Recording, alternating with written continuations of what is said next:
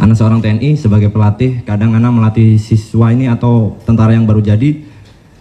Kalau mereka berbuat salah, Ana tindak, kadang Ana pukul. Karena memang itu cara membentuk, kata senior-senior saya terdahulu, membentuk mental atau fisik. Kadang kalau mukul, kebablasan. Karena kemarin ini kejadian di tempat Ana, siswa tersebut ada yang meninggal. Allahu Akbar. Tapi kemungkinan katanya ada riwayat sakit. Tapi wallahu a'lam, Ustaz. Iya, sakit dipukul itu. Nah, sedangkan Ana juga tahu dari Ustadz, karena kita mukul berlebihan kita pasti dapat kisos. Nah, iya, masya Allah, masya Allah. Terima kasih. Assalamualaikum warahmatullahi wabarakatuh. Waalaikumsalam warahmatullahi wabarakatuh. Assalamualaikum warahmatullahi wabarakatuh. Alhamdulillah wassalatu wassalamu ala rasulillah. Allahumma sholli ala Muhammad wa ala ali Muhammad. Teman-teman yang dirahmati Allah Subhanahu wa Ta'ala, dukung channel ini dengan like, share, dan subscribe agar dapat menerima notifikasi setiap kali ada video terbaru yang kami upload. Untuk yang sudah subscribe, kami ucapkan jazakumullahu khairan katsiran. Teman-teman yang dirahmati Allah Subhanahu wa Ta'ala, seorang anggota TNI mengajukan pertanyaan terkait dilema yang dia hadapi sebagai pelatih. Dia menjelaskan bahwa dalam melatih siswa atau tentara baru, dia sering menggunakan metode fisik, termasuk memukul, sebagai cara untuk membentuk mental dan fisik mereka. Hal ini didasarkan pada ajaran dari senior-seniornya, yang meyakini bahwa pelatih yang keras diperlukan untuk mencetak prajurit yang kuat. Namun, dia mulai merasa khawatir karena pukulan yang dia berikan kadang-kadang terlalu keras. Baru-baru ini, terjadi insiden di tempatnya bertugas, di mana seorang siswa meninggal dunia, meskipun ada kemungkinan siswa tersebut memiliki riwayat penyakit. Kejadian ini membuatnya merasa bersalah dan ragu-ragu mengenai metode yang dia gunakan. Di satu sisi, dia ingin mengikuti arahan seniornya untuk melatih dengan keras, agar mental prajurit terbentuk dengan baik, dan mereka tidak mudah menyerah atau kabur saat menghadapi tekanan dari atasan. Di sisi lain, dia sadar bahwa memukul dengan berlebihan bisa berakibat fatal dan dapat menjerumuskannya ke dalam dosa serta hukuman qisas. Dia meminta nasihat tentang bagaimana cara melatih dengan efektif tanpa melampaui batas yang diperbolehkan dalam Islam. Pada video yang kita bagikan kali ini, kita dengarkan jawaban Ustadz Syafiq Riza Basalamah Hafizahullah yang berkaitan dengan pelatihan militer dan hubungannya dengan memukul dalam pendidikan. Kita simak bersama videonya. فَبِأَيِّ آلَاءِ رَبِّكُمَا تُكَذِّبَانِ.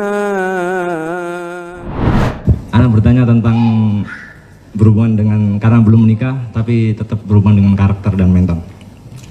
Ana seorang TNI sebagai pelatih, kadang Ana melatih siswa ini atau tentara yang baru jadi. Kalau mereka berbuat salah, Ana tindak, kadang Ana pukul. Karena memang itu cara membentuk, kata senior-senior saya terdahulu, membentuk mental atau fisik. Kadang kalau mukul, kebablasan. Karena kemarin ini kejadian di tempat Ana, siswa tersebut ada yang meninggal. Allahu Akbar. Tapi kemungkinan katanya ada riwayat sakit. Tapi wallahu a'lam, Ustaz. Iya, sakit dipukul itu. Karena kata senior saya ada yang bilang, saya cuma minta masukan, Ustaz. Karena kata senior saya, jika kamu menindaknya atau melatihnya tidak keras, mental mereka tidak akan jadi. Kemudian mereka pun bisa kabur dalam berdinas karena tekanan dari atasan atau senior. Nah, sedangkan Ana juga tahu dari Ustadz, karena kita mukul berlebihan kita pasti dapat kisos. Nah, makanya kalau dia sempat kabur atau mentalnya jelek, kamu pasti akan berdosa karena melatihnya kurang greget atau kurang maksimal. Iya, masya Allah, masya Allah. Terima kasih. Assalamualaikum warahmatullahi wabarakatuh. Waalaikumsalam warahmatullahi wabarakatuh. Kira-kira yang jadi istrinya tentara itu senang apa enggak, Mas ya? Iya, Ana jadi bingung. Cuma dulu ada istilah Allahu alam, katanya kalau seorang lelaki itu bintang 1, istrinya bintang 2. Betul kayak gitu itu? Masya Allah. Berarti lebih ganas daripada suaminya istrinya itu. Ala kulli hal, berkaitan dengan tentara ini, Allahu alam ya. Apakah kayak sekarang Mas Hafid mau ngelatih di asrama atau di lapangan, dia mukul, ketika dia pulang kebawa nggak ke rumahnya itu, kebawa nggak ke istrinya? Sejak gitu kan mulai melempem jadi. Berarti kalau yang lainnya nggak melempem dia. Sampai rumahnya istrinya mungkin kadang-kala sama dilatih supaya istrinya dilatih. Allahu Akbar. Berkaitan dengan masalah ini masalah betul, melatih prajurit tentunya beda dengan melatih orang biasa. Dalam Islam melatih dengan memukul diperbolehkan selama tidak berlebihan. Dan Rasulullah SAW melarang memukul wajah. Dan secara psikologi juga ada anak-anak yang memang perlu dipukul. Dan Nabi SAW menyuruh anak yang umur 10 tahun gak sholat dipukul. Boleh berarti. Jadi pendidikan dengan memukul dalam Islam ada. Bahkan seorang suami kadang-kala memukul istrinya dengan catatan yang sudah Allah jelaskan dalam Al-Quranul Karim. Tapi tadi jangan sampai berlebihan. Jangan sampai memukul karena emosi. Dulu Sofiyah binti Abdul Muttalib, bibinya Rasul SAW, itu melatih Zubair bin Awam. Sampai paman-pamannya itu marah sama Sofiyah. Kata Sofiyah, kau itu mukul anakmu itu bukan ibu. Bukan seperti ibu yang mukul anaknya. Kau itu gak sayang sama anu. Apa katanya Sofiyah? Oh, kau kira aku gak sayang. Aku didik dia supaya dia jadi tumbuh besar, berperang, dan dia bawa harta rampasan perang. Artinya memang keras pendidikan kadang. Dan Zubair subhanallah termasuk sahabat yang paling pemberani itu Zubair bin Awam. Bahkan pernah dalam buku-buku sejarah dijelaskan ketika dia mau perang sama ibunya dikasih tombak yang pendek. Ibuku pendek tombaknya. Apa kata ibunya? Taqaddam fayatul, kau maju jadi panjang tombaknya. Bayangkan. Sampai seperti itu. Dan memang keras pendidikan. Cuma tadi memukulnya tetap tidak di tempat-tempat yang berbahaya. Dan tidak dengan emosi, dengan cinta. Tapi kalau sudah emosi, ya nanti akan ada hisab. Hisab itu akan terjadi. Ketika itu kau mukul anak didikmu karena emosi, atau karena kau memang sedang mendidik dia untuk menjadi orang yang tadi disebutkan. Masya Allah, ada hujan di sini. Masya Allah. Ini barokahnya hujannya. Nah, alhamdulillah anak nggak kena di sini. Jadi seperti itu. Tetap ketika memukul, hadirkan di hati memang memukul untuk mendidik lillahi ta'ala. Yang kedua, jangan sampai memukul di tempat-tempat yang akhirnya berbahaya buat dia. Kalau tadi sampai mati umpamanya. Dan anak lihat itu ada anak punya teman dipukul sama seniornya sampai ada bekas darah di apa istilahnya luka dalam ya. Seperti itu. Dia akan bertanggung jawab, nanti akan ada kisos, iya jelas. Tapi ketika memukulnya dia memang untuk melatih dengan kadar yang diperbolehkan, insya Allah nggak ada masalah. Seperti itu. Yang jelas karakter itu jangan dibawa ke rumah. Makanya kadang-kala perempuan itu kalau tahu suaminya tentara, aduh nggak jadi, udah cari yang lainnya aja. Nanti seperti itu dia. Barakallahu fikum.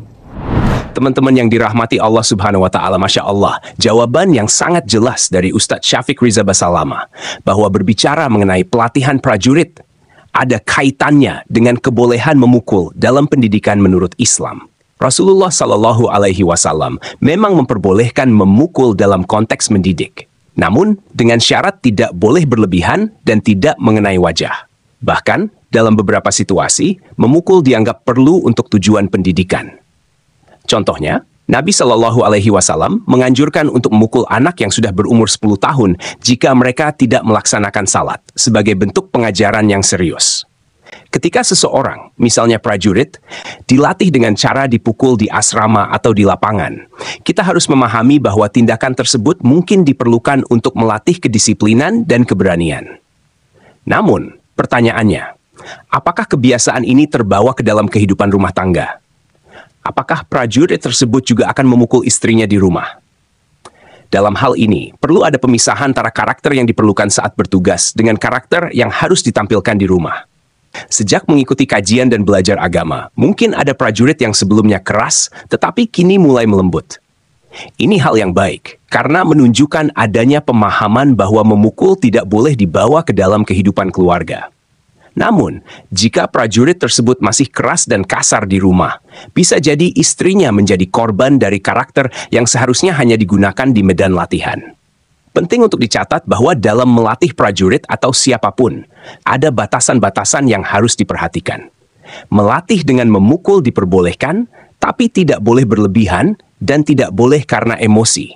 Rasulullah Shallallahu Alaihi Wasallam telah menegaskan larangan memukul wajah. Dan ini bukan hanya karena alasan syariat, tetapi juga karena dampak psikologis yang bisa terjadi. Contohnya bisa kita lihat pada kisah Sofiyah binti Abdul Muthalib, bibi Rasulullah Shallallahu Alaihi Wasallam, yang mendidik putranya Zubair bin Awam dengan keras. Paman-paman Zubair bahkan sempat marah kepada Sofiyah karena mereka menganggap Sofiyah terlalu keras terhadap anaknya.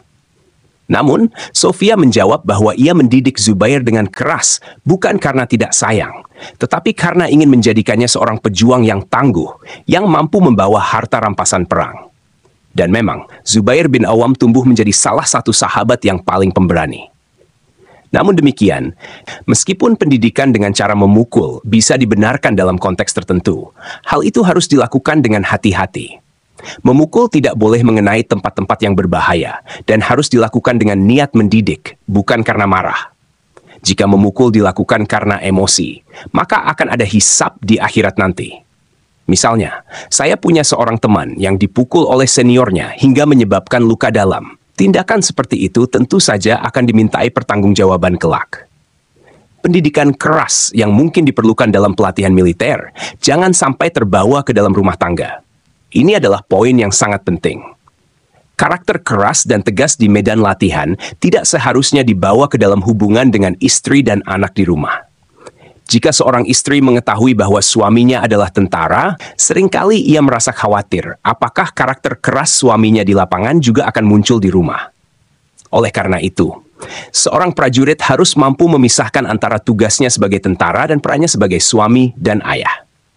Semoga video yang kita bagikan kali ini dapat memberikan pencerahan bagi kita semua. Wallahu alam, barakallahu fikum, wassalamualaikum warahmatullahi wabarakatuh.